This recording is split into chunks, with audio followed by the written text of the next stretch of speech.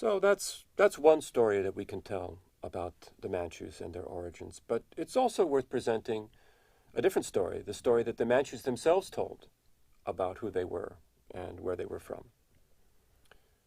According to this story, the Manchus, and specifically here I'm referring to the clan that would eventually become the ruling family of the Qing dynasty, the Manchus trace their origins back a few hundred years to an ancestor by the name of Bukuri Yongshon, who was born in the Changbai Mountains, the ever-white snow-covered peaks that separate today China from Korea.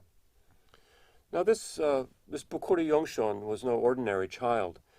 His mother was a heavenly maiden. Her name was Fekulen. She had come down from heaven to bathe in a lake in the Changbai Mountains with her sisters, and when she got out of the lake to get dressed again, she noticed that atop her clothes was a small red fruit, a beautiful magical red fruit.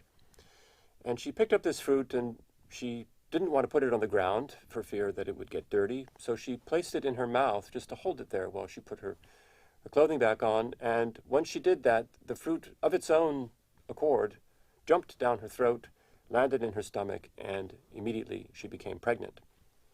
Her sisters left her behind, and very soon afterwards she gave birth to a son, none other than Bukuri Yongshon. He was possessed of supernatural powers. He could speak, for example, as soon as he was born, and he could understand human speech as well. She took him to the edge of a stream, put him in a little boat, and explained to him that he had been born on this earth to bring peace to a group of people who lived in a little village just a few days' float down this stream. And she pushed him off and told him that he would land there and people there would take care of him. And at that point, she returned to heaven, and she pretty much drops out of our picture. So Bukuri Yongshon floats in his boat down this stream for a few days until he gets to a village called Odoli.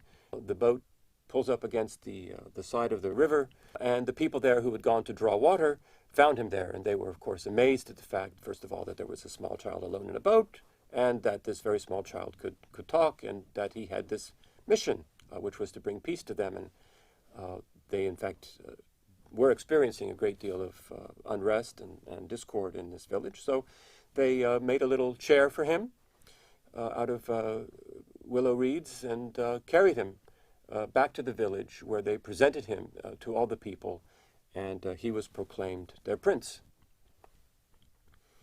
Now, Bukuri Yongshon and his descendants ruled peacefully for a long time until they became arrogant and violent too, just like the people that they had originally replaced.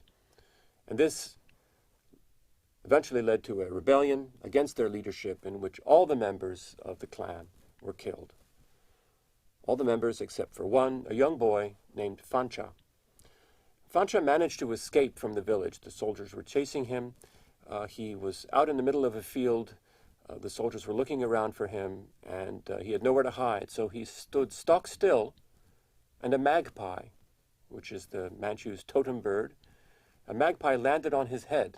The soldiers spotted him, but thought, well, there's a bird on his head. Couldn't be a person, must be a withered tree. And they turned away and left him. And he was able to run away, and his life was spared. He later became the ancestor of the founders of the Qing dynasty. So that is the story that the Manchus told of who they were and where they had come from.